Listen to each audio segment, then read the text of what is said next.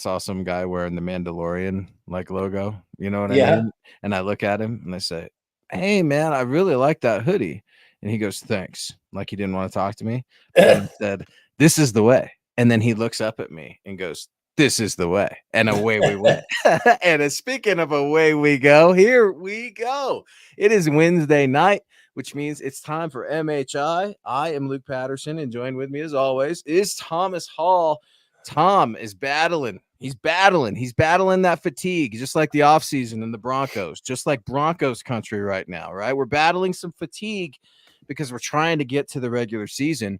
Tom's battling some fatigue because he got a bug. So that beautiful Thomas Hall voice is just a little altered tonight, but we appreciate him being here. Tom, how you doing? Sick as a dog, man, but the show must go on. So I probably won't be my boisterous self tonight for sure. The show must go on. I mean, you could have held out.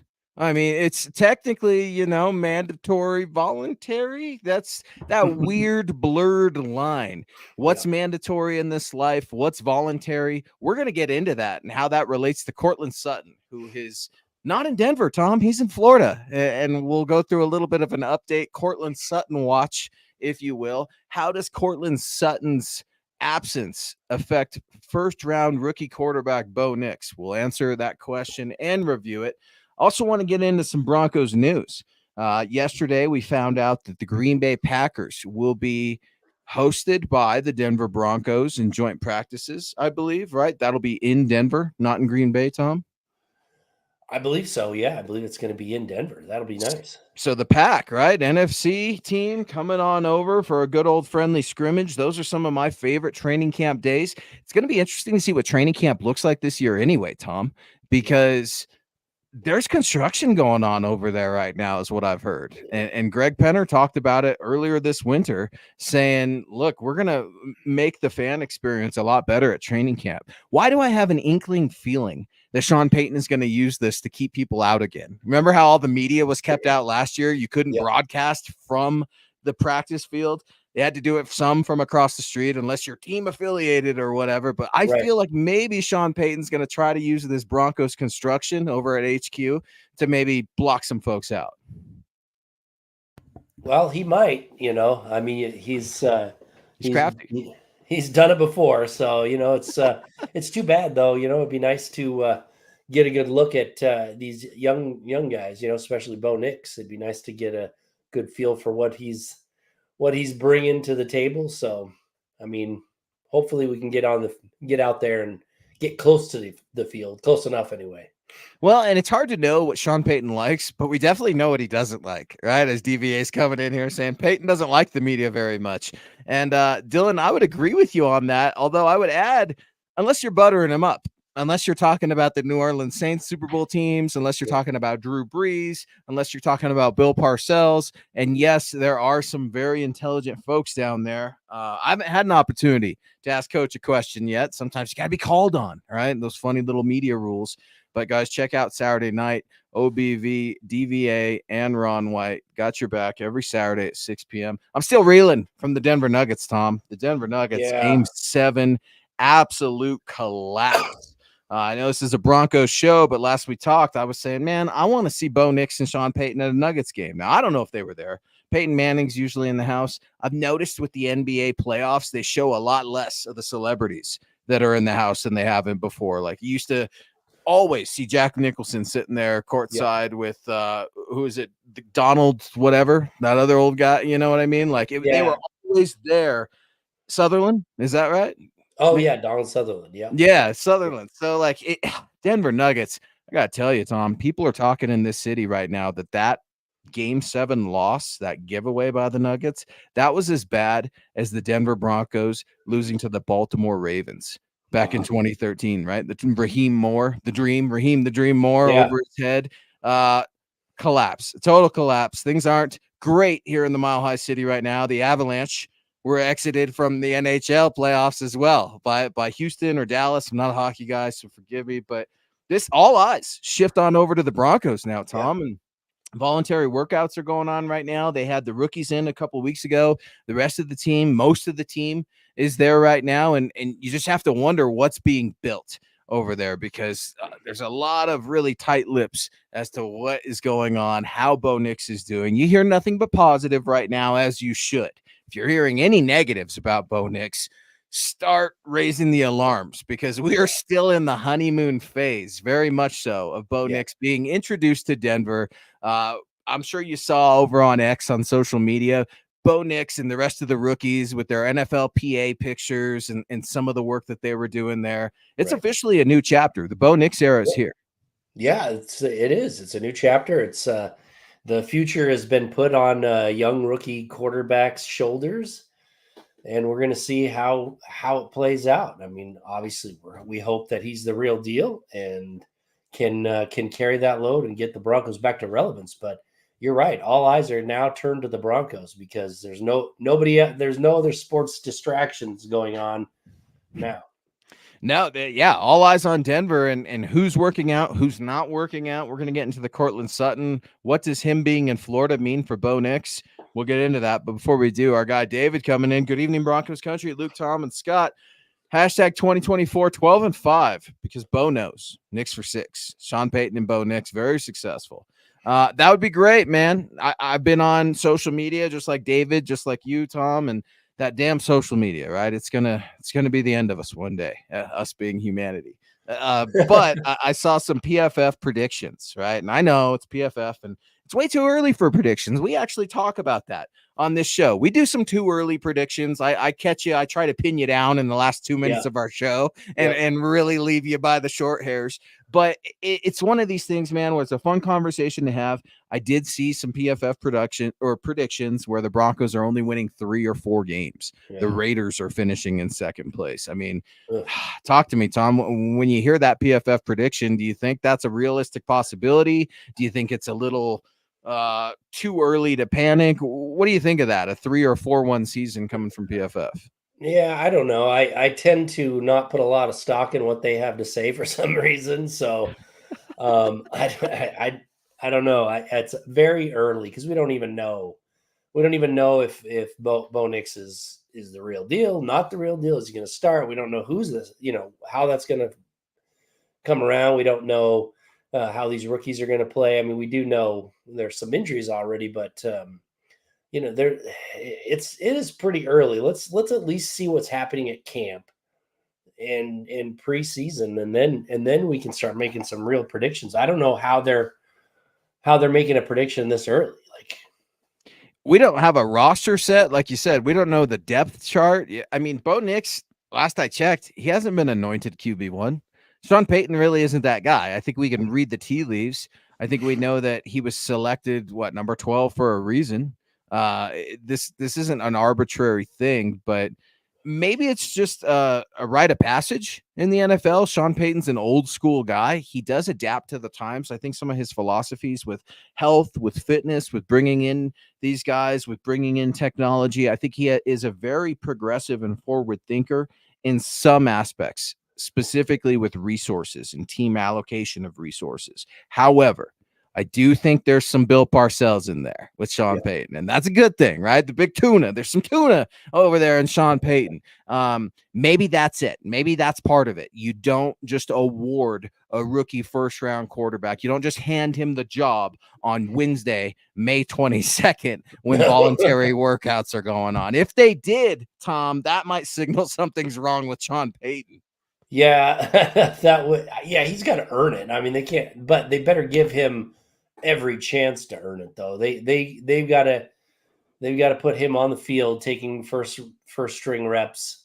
They got to give him every chance to earn it. Now, if he's not able to do that, then Broncos country is going to be pretty sad about another quarterback that's not able to step up to the plate. But give him a chance to earn it. But make him earn it. Yeah, they have to make him earn it. And look, I hear the other side of the argument. Jarrett Stidham, right? What competition is that? You're coming in here, you're like 70 years old, you've played 1,000,000 years in college football, you're supposed to be the savant. Sean Payton has loved you since last November.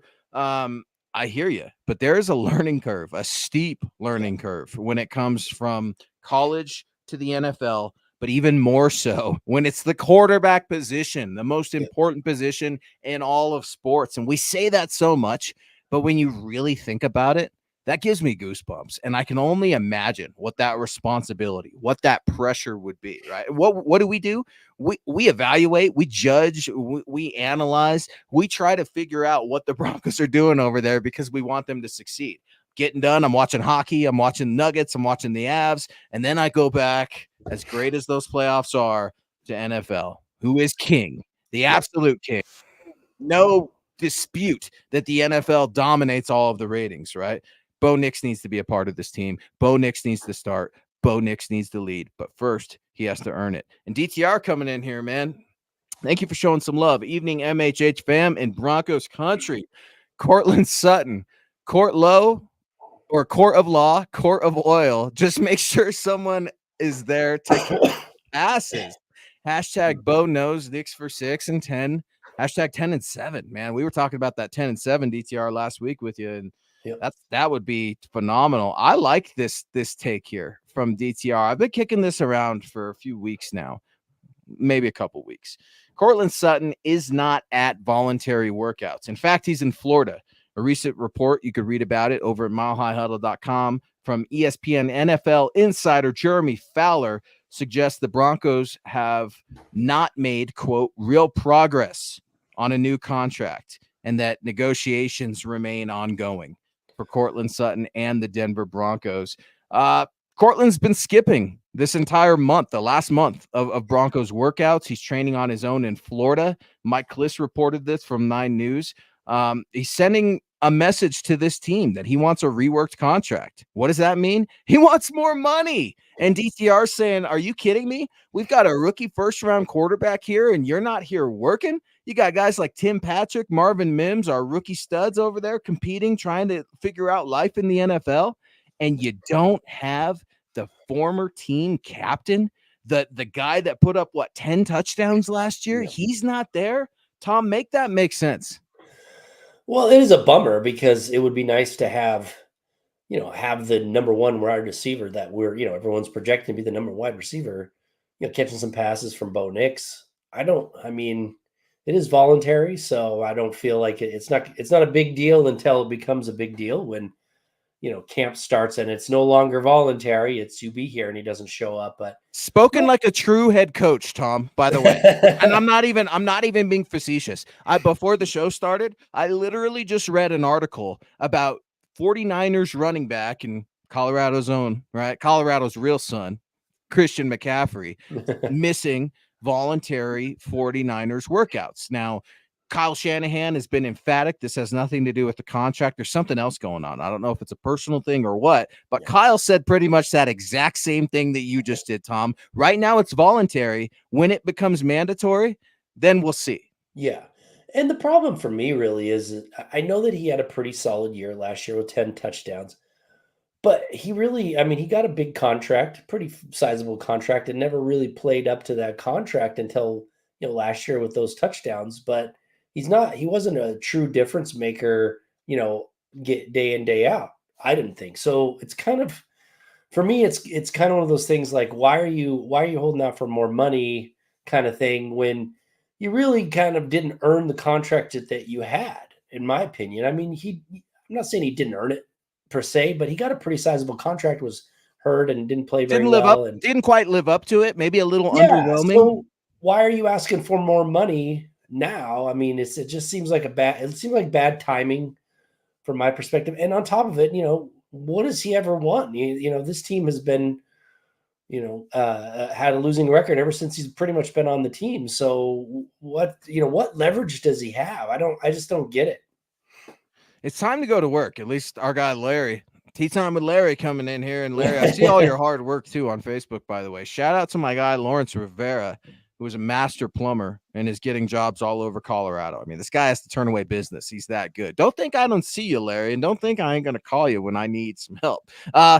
Larry saying Sean Payton needs to coach no time to kiss babies at the Nuggets game, Luke. Yeah, that's exactly right, man. There's a lot of work that needs to be done. And Larry has been a lot like you, Tom, very critical of Sean Payton with good reason. I've been critical with Sean. I like Sean. I wanted Sean. He was my first coach. I'm going to ride with him, but I've been very fair that I have criticisms with Sean too. There are things that Sean Payton has done and continues to do that I just do not understand One of Right. those being Vance Joseph. We Right. go over that almost weekly. And I hate to just beat a dead horse, but this defense has more holes in it today than it did last year. And we're rolling it back with Vance Joseph. What is this? 3 total years? 4 in Denver, if we're counting his Yeah. head coaching disaster. It'll I be mean, his 4th year. Yeah. at a certain point, you just got to stop kicking the can down the road. Another issue I take exception with Sean Payton and the Broncos in general. Really, this is George Payton. And I said this was my concern last week, and it's happened already.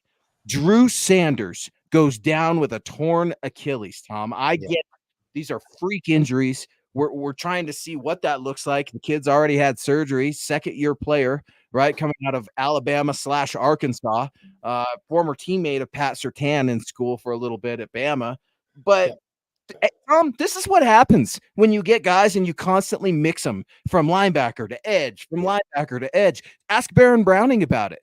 Uh, Ask some former. We've seen this for years. The Broncos take these edge defenders and they stand them up, or they take these linebackers that can maneuver quite well, and just because they're quick, they put them on the line of scrimmage and make them put their hand in the dirt. I Yeah. can't tell you how disgusted and frustrated I am with the injury that happened to Drew Sanders. Yeah, it's a bummer because, it looked like he was gonna play a significant role in the defense. That versatility role, hopefully, that we all thought he could do. I'm not sold on Cody Barton, so maybe he would have switched back to, inside linebacker to take over Josie Jewell. But yeah, it's a bummer. I mean, he has promise if they use him correctly. And like you said earlier, is Vance Joseph the one that knows how to use a player like that? Yeah, I don't think so. That's just it, man. And like, look what Baron Browning's done, right? I thought he was a very good linebacker. I was pumped. I know you guys were tired of hearing it. He was in the same draft as Quinn Miners, right? And Pookie and all those people that I fell in love with at the Senior Bowl. But the clock's ticking, man, on Baron Browning, on Jonathan Cooper. We've talked about that too. Like, at a certain point, just because you were good at the Senior Bowl 3 or 4 years ago, it doesn't mean that's translating to playmaking sacks. It's an issue. You talk about it with Courtland Sutton. He's proven a lot more than some of these cats have, right? I mean, they're there right now and they're fighting for their NFL lives, if you will. But it just brings me back to Courtland Sutton. I can see Courtland Sutton's point of view also. That's why I'm so conflicted, Tom. He got married last year, right? So I imagine he would want to start a family soon. He knows that his NFL career is on its tail end. It's definitely, I think we're past our prime with Courtland Sutton. I really do. He's 28, 29 years old. He does have some injury history, but listen, Courtland Sutton made a lot of mistakes last year. There were a lot of fumbles. There were a lot of drop passes. There were a lot of misrun routes. I get it. We're all human beings. He was definitely a silver lining on that offense. Sure. Do not get me wrong. The best player on the offense, hands down, for the Denver Broncos.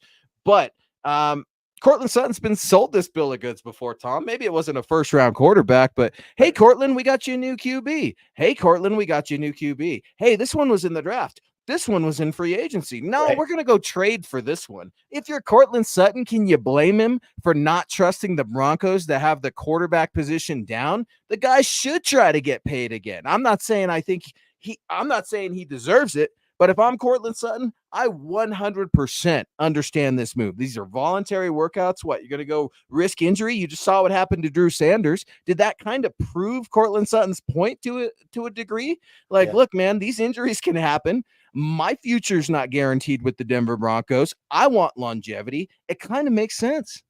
It does, but you think about it, he's off working out by himself, away from the team. What if he gets hurt then? And then he's really in trouble, like, from my perspective, I mean, like I said earlier, you don't have to go to these voluntary camps. So it's not a big deal until it's a big deal, like I said, but be with the team, try, be there and voice your opinion that you want a little bit longer term contract, whatever it may be, but you can still do that while being at the team, right? You don't have to play hardball, so to speak, and just be like, well, I'm not coming unless you pay me more. Now that may backfire as well, but Yeah.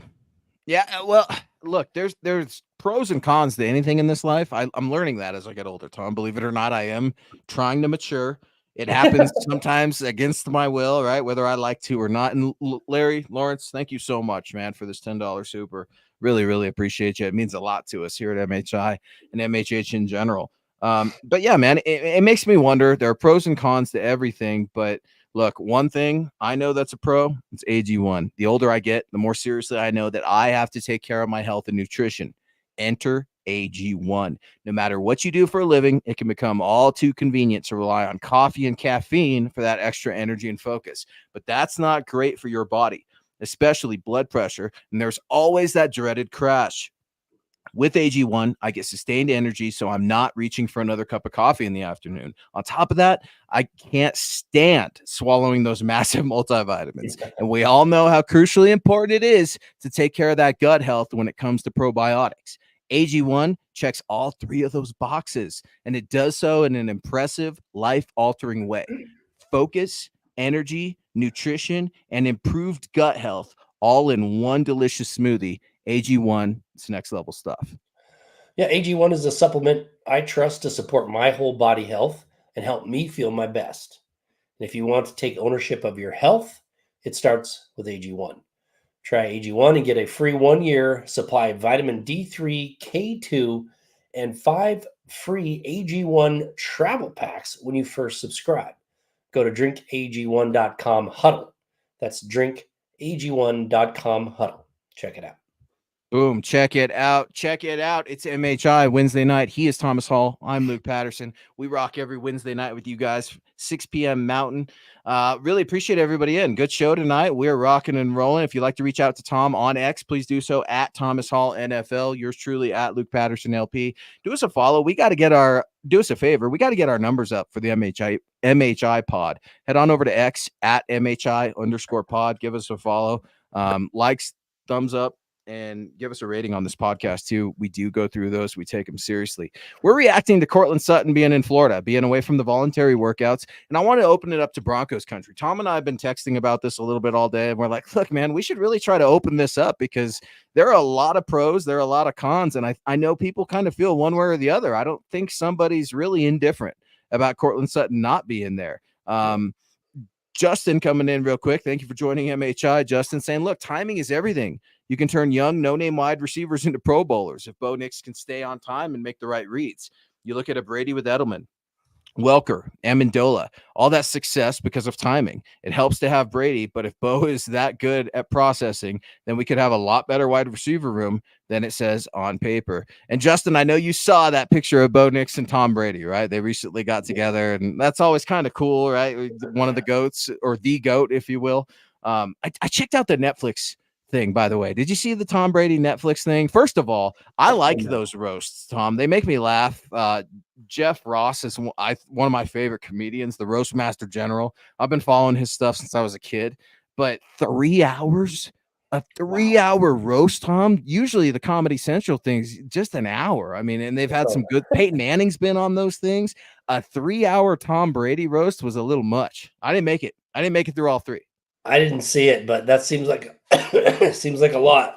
A lot. Yeah, it was a lot of avocado tequila for Tom Brady, a lot of jokes at his wife and kids' expense. I mean, it was, look, some stuff's funny, other stuff you're like, man, this is just getting a little old. And there are only so many Giselle jokes you can make in 3 hours. I mean, you kind of lost me by the first hour already. You got to give me something new. You know, I'm a huge comedian fan. I love Kill Tony, right? I love all this stuff that's out there right now. And I think that's the one real cool thing about digital media is I think stand-up comedy is coming back.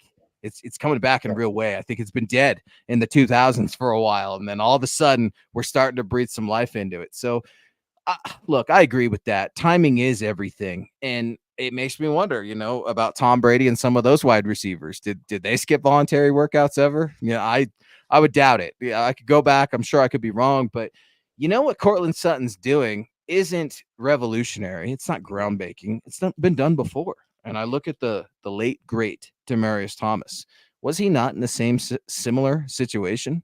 Courtland Sutton's very role model, right? There came a time and a point where Demaryius Thomas and the Broncos were trying to figure things out, whether or not there would be a long-term solution to keep DT a Bronco forever, right? And we all remember that Demaryius got traded to the Houston Texans. And so Look, by the way, the Broncos, it appears at least by these reports, and you could read about this at milehighhuddle.com, they don't want to trade Courtland. If they Right. wanted to do that, they could have done that a long time ago, right? Right. So it's not that the Broncos are looking to trade Courtland, and it's not even that Courtland's looking for a trade, Tom. It's just this bizarre voluntary standoff.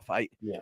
Courtland still scrubbed all his Bronco stuff, right? He did that a few months ago, and we're like, oh, here we go. But look, he's not firing out cryptic tweets. Until that happens, I don't really have a problem with him. Yeah. Would I prefer Bo Nix be there or Courtland be there? Yes, absolutely. But I think he's kind of following the model from players that have played before him, especially the late, great Demaryius Thomas, his role model. Yeah, but the big thing for me was Demaryius Thomas was a heck of a lot better talent at wide Super Bowl receiver, champ, Super Bowl right? 50 champ, right? He commanded more more attention when it came to getting a new deal. It's a weird timing. I mean, Sutton he had a decent year. Don't get me wrong, but it wasn't this great year that everybody was in awe of. So it's a strange time for it to happen. I don't know. It's just. Can I ask an odd question? Maybe if Demaryius Thomas doesn't win a Super Bowl, the Super Bowl 50 doesn't happen, I wonder if we think of Courtland Sutton and Demaryius a lot of the same way. They're, I think, similar players in the fact that they're alpha, big-bodied receivers.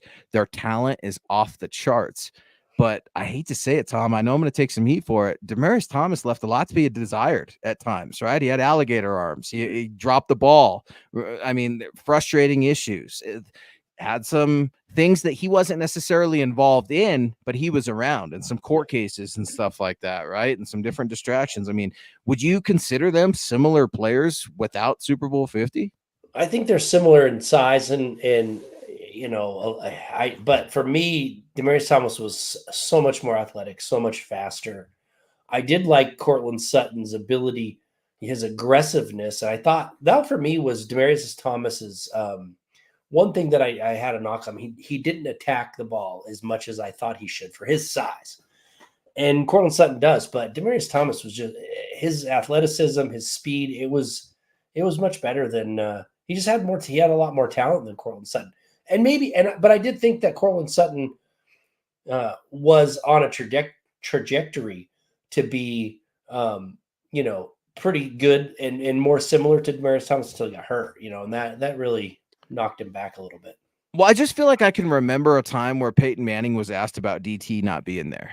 And he was saying, I think it's kind of silly. He's got to do what he's got to do. But what happens if he gets hurt or something like that? Like he expressed something like that. I feel like I can remember that. Maybe I'm wrong. Larry coming in back-to-back supers. Thank you, Larry. Sutton won the battle being a middle of the road wide receiver. Yeah, underwhelming, right? I mean, like the talent's there. But then again, what could Courtland have done with a Peyton Manning? Like I know they're totally different circumstances. Right. It's a very unfair question for me to ask. I totally recognize that. But I heard this the other day, bopping around the Mile High City, running my errands. I was listening to a radio station, and one of my good buddies, the host, suggested an alternative theory. Could Bo Nix reach out to Courtland Sutton and floated the prospect of should Bo Nix maybe on an off day, should Bo Nix fly to Florida and try to work out with Courtland Sutton? I thought that's some outside the box thinking. I've sat on it for about 12 hours. I've been thinking about it. I think there's pros, there's cons. Tom, what's your initial reaction to that? Should rookie first round quarterback Bo Nix be reaching out to Courtland Sutton? Should he travel to Florida to work out with this disgruntled Denver Bronco? That's interesting. I mean, why not? It shows some leadership, right? He's supposed to be the new leader of the team. Hopefully the star quarterback of the team. It would it would be an interesting tactic and maybe one that would work, maybe it's something that would get Courtland Sutton's mind changed and maybe he'd come back. I don't know. Or he could just be like, you're just a rookie. What are you doing here? Who knows? But Sean's been known to do sneaky things before, Tom. I don't know if you know this, but he's been known to be a sneaky, sly cat. Perhaps he enlists the services of agent rookie first-round quarterback Bo Nix to bring a Courtland Sutton back. And just saying that out loud, I'm being facetious, and it makes me laugh. It makes me think of the old story, Tom, and correct me if I'm wrong. It was 98. when John Elway went to Sturgis to try to get Zimmerman back? 97. 97. Okay. So Yeah, the first yeah. Super Bowl. First Super Bowl. And Yep. Elway's driving up. And for those of you, Tom, have you ever been to Sturgis? No. All right. I grew up in a motorcycle family, right? I've got the arm, the scars to prove it. And motorcycle rally doesn't do it justice. It's Sturgis, South Dakota every summer in August. It is truly a place of its own. There's a sight and a scene for absolutely everything except children up there. But Wow. it just kind of made me think of that. Like a little different, right? Considering LA had been to some Super Bowls. He was an established quarterback. Right. But it just kind of made me wonder. I'm like, Bo Nix reaching out to Courtland Sutton. How would that work? And maybe there's a compromise because I could see the other side of that too. Why not? Well, here's why not. You've got a whole room full of guys who are here in Denver who have showed up to work out regardless of their contract situation, who are risking injury. I mean, shouldn't those guys get all of Bo Nix's attention right now? Let's not forget about the offensive line. The O-line needs to get to know Bo Nix. Everybody needs to get to know Bo Nix. The training staff, the equipment guys. I mean, like, this is a lot more than Bo Nix just learning Sean Payton's offense. So I think I found a compromise.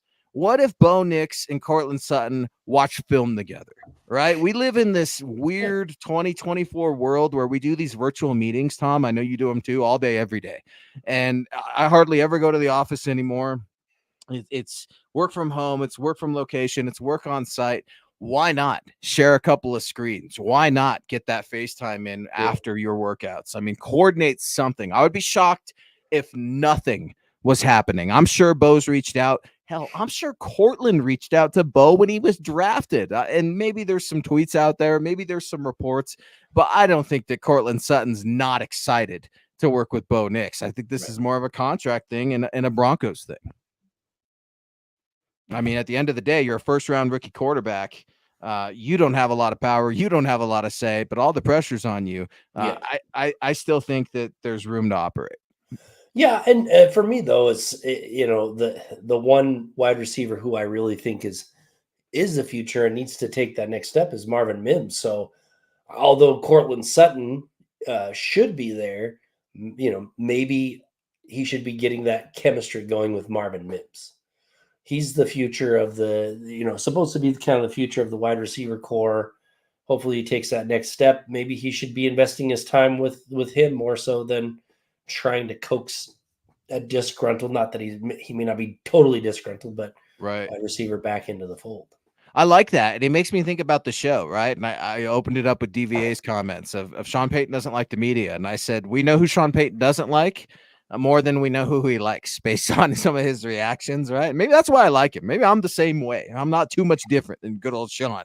But we know he likes Marvin Mims, Tom. That's where I was going with that. This guy raves about Marvin Mims. When you see Marvin Mims and Sean, they almost seem like they're attached at the hip. And that's weird to me to see this unsuspecting Pro Bowl returner that has all this wide receiver potential, according to Sean Payton. And we were both on record saying he surpassed every expectation as not only a returner, but a wide receiver and a rookie. I mean, neither one of us saw the Marvin Mims thing coming. Broncos country didn't see the Marvin Mims thing coming. If you said you did, you're an absolute liar, and I will call you on it over on X. Gary Palmer, GLP, our guy coming in, man. Been with us since the beginning, an absolute goat. Hey, Tom, Luke, and Scott, I want Court to stay, but I don't know how far apart they are. And Gary's obviously read the article that we have up over at MHH.com right now. Jeremy Fowler, ESPN NFL insider, saying, quote, the Broncos have yet to make real progress on a new contract with Courtland Sutton. Negotiations remain ongoing. Where's Courtland Sutton right now? He's chilling in Florida, working out, having a good time. Must be nice, right? I know Florida's nice this time of year. I'm usually vacationing there right now myself, but look, man, it's an interesting climate in the NFL with the NFLPA, with these voluntary workouts. Rules are always changing. Things are always changing. Are they going to add more games to the schedule? Right. Tom, I started reading something today. Maybe Gary saw this too. They're going to experiment with digital technology on to measure downs. Did you see that? Well, I they've been mean, talking about it. Yep. this getting MLB-ish where we're running the replay, right? Or the strike zones and all that. Like, why not? We need to figure something out. Now, I don't want to remove all the human element from the game because I think that would remove a lot of drama. And when you remove drama, people lose excitement in something. And drama's sometimes good. Drama's sometimes heartbreaking and bad. And the Denver Nuggets and the Colorado Avalanche can tell you all about that recently. But I like where Gary's head's at, man. I would like Courtland to stay also. But dude, you have been underwhelming. Maybe this is a Sean Payton move that we're going to go back and look back on and be like, okay, was it worth the standoff? Was it worth the extension? Was it worth him being mad all year? I mean, what's a solution? You're Thomas Hall. You get to weigh in. George and Sean are asking, what should we do about this Courtland Sutton thing? Tom, what do you tell him? Well, that's the thing. Like it doesn't seem like they want to pay him money. So, if you're the coach, you say you need to be here. We're not going to negotiate unless you're here. When it comes to non-voluntary, obviously, if you're not here in training camp, we're not negotiating with you. I mean, he should be the number one wide receiver. He should be the go-to guy for Bo Nix, in the regular season. But it's one of those things where it's like, you need to be here. You need to be putting in the work. You need to be showing that you're here for the team. And then we'll talk about an extension so that you feel better about your financial situation. Completely agree. Mike E coming in here. Mike Edel, appreciate you so much. A very generous $20 super. Good evening, Thomas and Luke. Great show as usual, in my opinion. Thank you very much, Mike. Mike thinks that they should send Courtland Sutton packing. He is the last of the malcontents on this team. Send him to Carolina. Go Broncos. There's a lot to unpack there, Mike. I like this. I'm going to leave this up for just a second. Last of the malcontents. I would also use malcontent. That's a very appropriate word because Courtland Sutton's unhappy. That's what that means. He's unhappy right now. He's disgruntled, whatever synonym you want to put in there. I would also put /old guard in there, right? It's changing of the guard down there. That's what's happening here in Denver, here in Broncos country. And I think of Justin Simmons right away, right? I think of Kareem Jackson last year at the end of the season. You're starting to move along.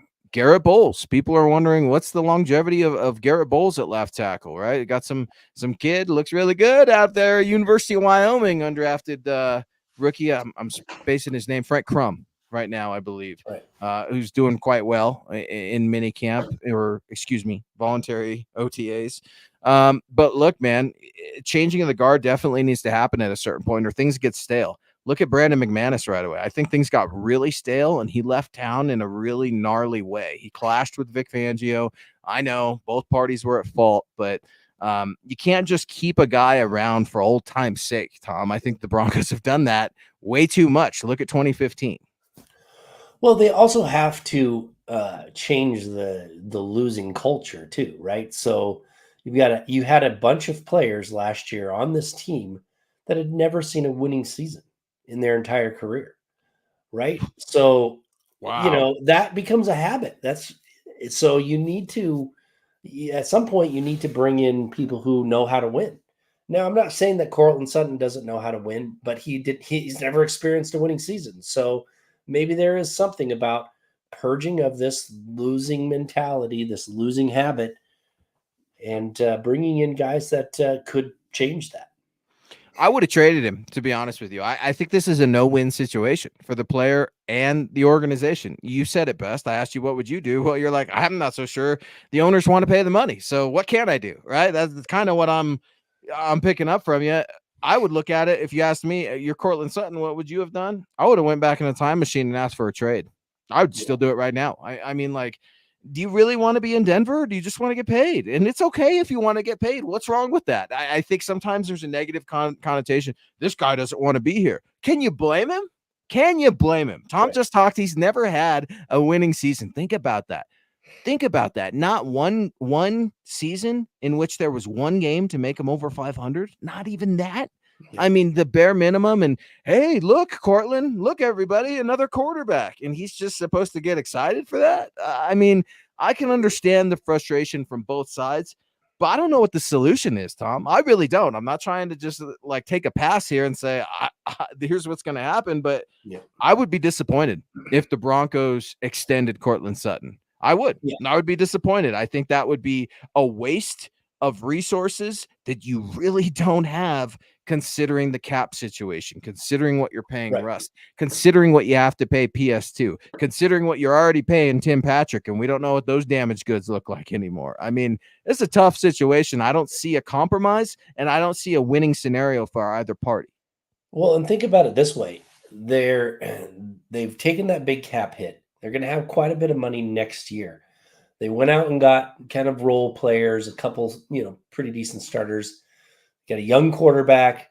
They brought in some young players. Next year is the year that they try and load up. If Bo Nix is the quarterback of the future, you load up next year on some of these experienced veterans, and maybe it's a wide receiver that is better than Courtland Sutton. Like, you don't put don't give your future money away for a player that is probably not going to be in the future of this team for very long.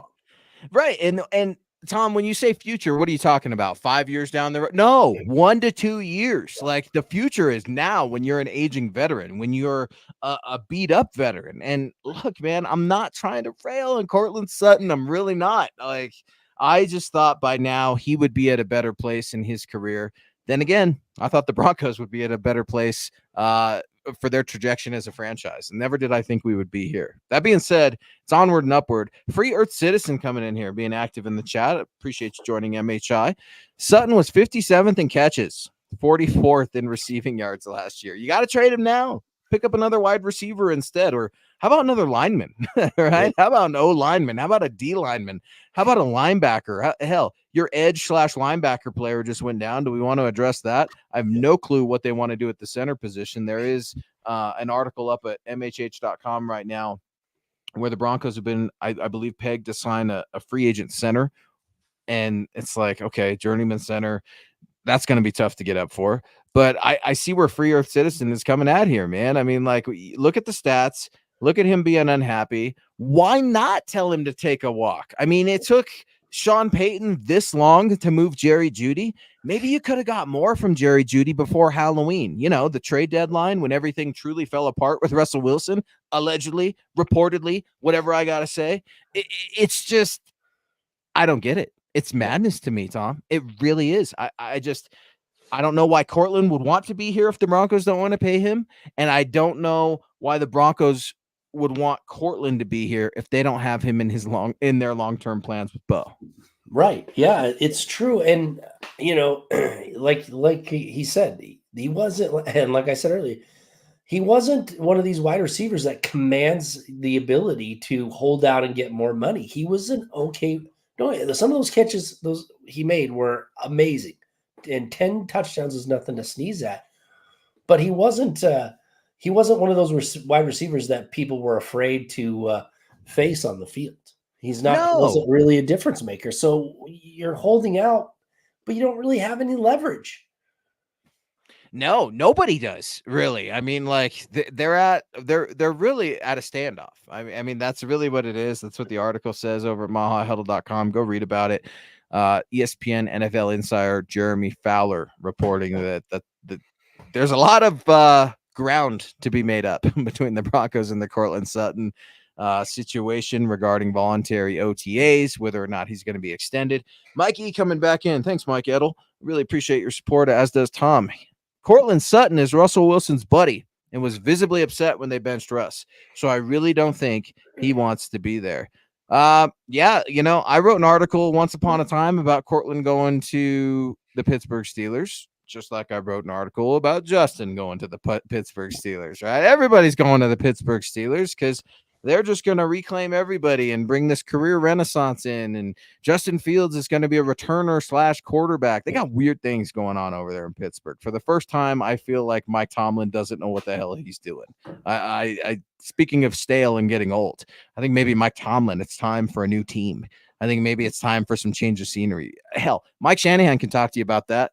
I mean, every coach gets to it at a certain point, as do players, as do human beings. So do I. Man, if I get so complacent and so easy and I'm not challenging myself either at work, working out, eating health, or whatever, then I get lazy and I get sloppy and things fall apart. And that's what's happened with the Denver Broncos in a lot of ways. I'm with you, Mike. I don't really think he wants to be here. So I don't know why he's not requesting a trade. Maybe he knows. I would really be embarrassed by the value. I don't know. Some guys, their ego is everything. I don't think Courtland Sutton's one of those guys. If anything, I wish he had a little bit more of a prima donna ego, because I think he would command the ball a lot more. I think he would play a lot better. I think of a guy like CeeDee Lamb, right? I don't think CeeDee Lamb's the best wide receiver in the NFL. I don't think he's Justin Jefferson. I don't think he's Jamar Chase, even, if I'm going to be honest. But I think he has some swag that allows him to get the ball a lot more than Courtland Sutton. Whether or not Russell Wilson ties into this, Tom, I'm not so sure, but I get Mike's point, right? Like, Mike wants guys, and Broncos country wants guys that want to be here. Sean Payton wants guys that want to be here. And if you don't, just raise your hand. This is the free world we're living in mostly. Yeah, if he doesn't want to be here, they should trade him. And they're not going to get a lot, I don't think, for him. But that's the thing. Like, if he doesn't, you've got to have players that want to be here and put in the time. Again, still voluntary. So let's see what happens when it's non-voluntary and see if he's still holding out. But if he doesn't want to be here, then that's like I said, that culture that he's trying to change. That's a piece of it right there. You got to want to be here for your teammates. You want to be here to go win. And if that's not your drive, then you shouldn't be here. And if you're Courtland Sutton and you know you're in the twilight section of your career or heading towards it, right? Don't you want to go win? Don't you want to go somewhere else? Don't you want to try? Or are you comfortable here in Denver? Are you comfortable with, well, there are some people, I'm not suggesting Courtland Sutton's one of these guys. From everything I've known about Courtland, my short interactions with Courtland, he's a gentleman. He's a hard worker. He cares about his family, and he's fiercely loyal. So to Mike's point of being upset about the rest thing, I'm not going to knock him for that. Right. He's got his teammates back. I would knock him if he threw his teammates under the bus. That's unacceptable to me. I think that's kind of a chump move. I think that's a cowardice move. Like, don't do it in public. And I don't do it professionally. I know you don't do it professionally. Maybe that's a private conversation, right? Because more damage comes from those sort of things than actual construction. And you're either a builder or you're a destroyer in this life. You're one of two things. There's no middle ground. Does Courtland want to build, or does he want to destroy? I don't think he's a negative person. In fact, I would say I know he's not a negative person, but he's unhappy. So is your unhappiness going to destroy this team? We're trying to build a new core. Courtland's supposed to we think, be a part of that core. We don't. That's the problem in and of itself. We don't know. Yeah, and sorry about that. We don't. I mean, if he's not here, we don't know much about this wide receiver group. You got a lot of question marks. Tim Patrick, injury history, coming back from 2 significant injuries. Marvin Mims needs to take the next step. You've got, that rookie that used to play with Bo Nix in Oregon. Troy Franklin. And by the way, Tom, I'm glad you brought Troy Franklin up. I was ecstatic that Bo got his bay, right? Bo got his buddy. Ecstatic when the Broncos drafted Troy Franklin. I was through the moon. I will tell Broncos country right now, I've been doing a little more digging on Troy Franklin. I didn't know a ton about him in the draft. Don't be surprised if drops are an issue for a little while with Troy Franklin. He's got some alligator arms at times too. He's got his own issues too, right? 6'2", 187 pounds. Needs to put some meat on too if you're going to last in this NFL. Last I checked, he's not going to be an X. All right. He's going to be battling linebackers in the middle of the field. And those boys are big. Those are straight up grown men. So it's going to be tough to just say, they're going to be good because Bo Nix and Troy Franklin are going to take what they did at Oregon and they're just going to bring it to the Broncos. Really? We're just assuming that's going to happen. We're assuming Bo's the starter. We're assuming Bo has time to get Troy Franklin the ball. We're assuming Troy Franklin's the star. I mean, that's a lot of assuming. This isn't Madden, where we can just get on and rate everybody's stuff to 99 and go out there and have a good old time. This is the NFL, man, and the Broncos have struggled as of late. Lawrence coming back in at $10 super. Thank you so much, Lawrence. Really appreciate you. We have to think like the owners. I would tell Sean, look, I spent everything you asked. asked for, and we didn't make the playoffs. Now you're going to work with what you have to try and change my mind or you're fired. Lawrence, you're talking about George, not Sean. Sean's only been here for a year, man. And I hear you. I hear you, Lawrence. I hear you. Some head-scratching moves with Sean Payton. But Sean Payton got him a lot closer than they've really been in a long time. There was a lot more improvement and success under Sean Payton than there has been with any other coach. That's tangible proof. Well, we can talk about the winning streak. We can talk about records. We can talk about home game records. I mean, we can go down that list. Is it good enough? No, absolutely not. But I would redirect this, and I know Lawrence isn't a fan of Sean. I get it. But this is a George Payton thing for me. George has been spending and wheeling and dealing. And what do we have to show for it, Tom? I mean, in any other franchise, would George Payton still be on this team? I don't think so. I mean, just the Russell Wilson fiasco was enough. Was it enough? I thought that would get him let go. But like I said, next year he's gonna. If Bo Nix is the guy, if he shows that he can be the guy, you're gonna see some spending going on next year, next offseason. They're gonna load up, give Sean Payton as many tools and players that they can give him, and then see if he can go win. If Bo Nix isn't the guy, then man, that's a rough one.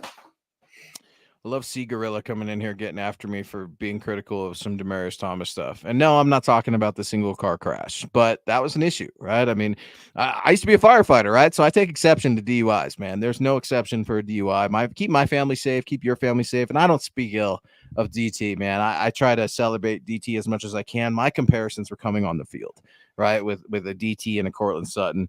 One is forever linked to immortality and Super Bowl 50 history, right? And Peyton Manning and all the success that they've had.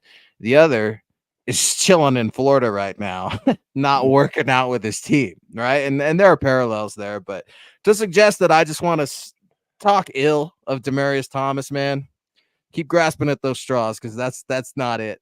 Lawrence, I hear you. Sean, it's time. Don't get me wrong. I'm not shifting the expectations of, oh, well, that's a George Payton problem, not a Sean Payton problem, so move along. Dude, Ben Powers, to me, they spent all that money on Ben Powers and Mike McGlinchey? Are you kidding me? I think I even heard, and now you want to talk about me attacking. I'm about to attack. Listen up. PFF marked the Broncos as what, a top 10 offensive line? Where in the hell do they see that information, Tom? Because last I checked, we have a huge question mark in Mike McGlinchey, who doesn't even know the snap count, has lost more than a step over at the right tackle position. And I know some of that's Russell Wilson's fault, right? Loves to spin into those sacks. But Quinn Miners right now is the only piece on the offensive line that I feel confident about. We don't know who the center is going to be. Is that going to be Luke Wattenberg?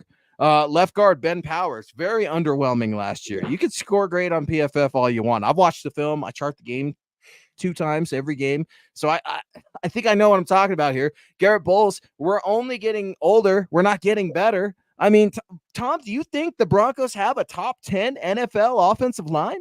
No, absolutely not. Especially since they lost their center, who, we were waiting for a while for him to take off, and he finally did. He played really good. And now they got a question mark in the middle of that line. I don't know. I don't know where PFF gets their,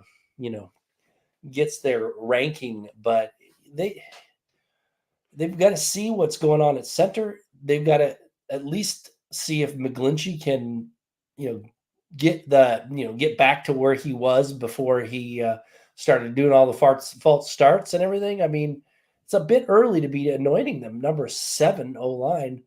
Clark thinks the makeup of the team. Clark likes them. Clark thinks that they're I don't know what I'm talking about here. I mean, Clark, I ask you, what are you going to do at the center position? Are you going to extend Garrett Bowles? Ben Powers, you paid a king's ransom to get him here from Baltimore. Are you happy with that performance? Are you happy with what you see on Sundays? I'm not. And I'm with you. Russell Wilson, he takes tons of sacks, right? Sack lunches all day. But you can't trick me into feeling good about an offensive line because everybody's favorite website, PFF, has them in the green in a couple of positions. You've got to be kidding me. Where are the pelts on the wall for this Broncos offensive line? The Broncos running backs can't even have a lot of success with this offensive line. We're talking about the passing game. When's the last time the Broncos rushing attack has been so effective that they're dominating and winning games? I'll wait. No, they haven't. And the thing of it is like people keep looking back at Garrett Bowles' his second team All Pro that he got, and everybody's projecting him to still be this good player. Well, Mark Cooper was talking about this. Old Denver Bronco offensive lineman said they loosened up the rules on the holds, and that's why he had a better season. But that's coming from a former player, not from me, not from a guy, and I don't take exception. So I love the pushback too, by the way. Clark, I don't mean to come after. I love the pushback. I welcome it because you're right. I've never proclaimed to be an expert. Neither has Tom. I've been wrong more than I've been right. But I love that. And that's what makes this game so damn fun to me. But like, I love to be challenged, and I like to challenge right back. So it's never personal, and I welcome the conversation. But to live off of paper rankings and paper tigers, that's all we've done since 2015, Tom. Yeah. No, it's like you said, it's been a rough go for the last several years. And something's got to give. So they're going to have to, the line is going to have to play better than what we're expecting. I love it when the fans get to it, right? Like, what was it, a couple of years ago under Nathaniel Hackett, which is a garbage fire out there in New York. Shocker, by the way, at least reportedly. Remember when the crowd would count down? Was that 2 seasons ago or last? I mean, that's with Hackett. Yeah, no way was that happening with Sean Payton. My guy Dylan's in the chat right now. He's like, I'm good with Sean yelling. So am I, dude. Like, last I checked, it wasn't illegal to yell at somebody, right? Now, there are certain things that shouldn't be said and certain things that can't always be taken back. I do recognize that. But last I checked, this is grown folks' business. This is a grown man's game. And grown men sometimes yell. Grown men sometimes curse. Grown men are sometimes passionate. And if you want to have that blank stare while you're getting dog cussed, this ain't the military, bro. You don't have to take that. I told you I had a problem with Sean.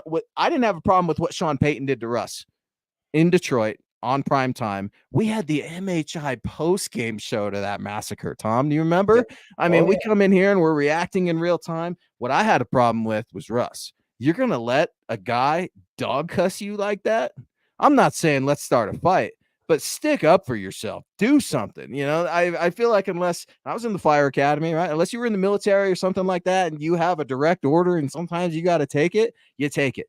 But I wouldn't tolerate another grown man spitting in my face and yelling. There's absolutely no way, in no shape, way, or form would that be tolerable to me. Do I think Sean Payton had some unforgivable sin? Absolutely not. But just like we're talking about the play clock clicking down, Russell Wilson taking these sacks, Mikey's coming in here saying, look, man, I'm literally counting 1001, 1002, gets the 1008, and Russ maybe threw it. Maybe he spun around. Maybe he fumbled the ball. I mean, that's what the fans are tired of.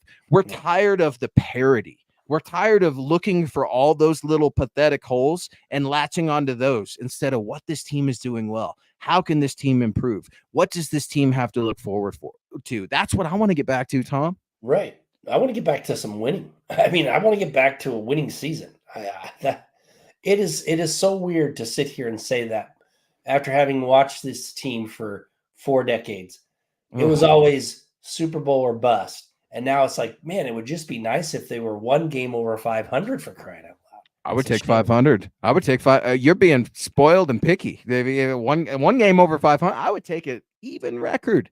Well, you can't have that until they go 18 games. So. Yet you know it's coming. It's coming. And I wouldn't maybe call me a conspiracy theory, but the reason I say that, like, they're already talking about implementing the digital measurements of the chains after the preseason. If that's a success, you don't think that they wouldn't want to just slide that game right in there? They know the players are going to be unhappy.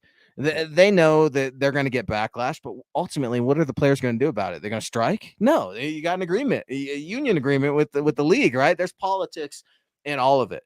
But at the end of the day, this is sports. This is what we're here for. What a live show tonight from everybody. I love it, man. And again, Clark, Todd, Doug, everybody in the chat, Lawrence, all of our friends tonight, man. Free Earth Citizen, Michael Rinquillo, Papa Bear, DTR. I mean, Gary Palmer, Mike Edel, everybody tonight brought some heat and they brought their opinions. And that's what we should be able to do on this show. We welcome it.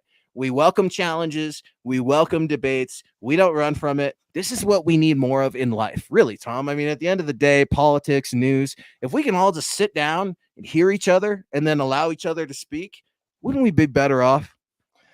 Heck yeah, for sure. And maybe the Broncos would be better off. That would be good too. And I know I'm asking for a lot here, but yeah, we need to listen more for sure. But man, I just do not feel good. So I'm sorry I wasn't as lively as I normally am. No, dude, you killed it, man. I appreciate you being here. Tom's been down with the flu for a few days, and I tried to give him the night off. He wouldn't do it. He said, quote, "This is my show too. This is my show too. And Broncos country, I need to be there. I need to work." So huge tip of the cap to Thomas Hall. It's not easy. And I know Broncos country, everybody, you do that too, right? You don't feel your best, Lawrence, when you go to work sometimes, right? You've got a wife, kids, you've got responsibilities. You're still putting out, man. So respect all the men and women in Broncos country, always working hard. Respect all of you guys for your time tonight. Follow Tom on X at Thomas Hall NFL. Yours truly at Luke Patterson LP. Give the pod a follow as well at MHI_pod. Don't forget my guys on Saturday night, DVA and Ron White, OBV, 6 p.m. Mountain. Those guys will take you through it. And Clark coming in here in Broncos country as well. Tom, get some rest, man. Take care of yourself. That way you could start yelling at me again next Wednesday. You got to get those vocal cords back so we can keep yelling at each other. A little one-sided tonight. It's true, yeah.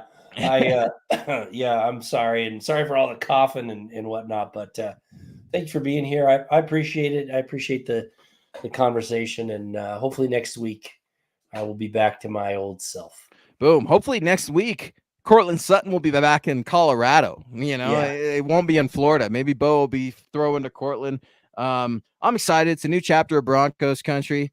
Here we go, baby. Broncos country into OTAs. This is the way. This is the way.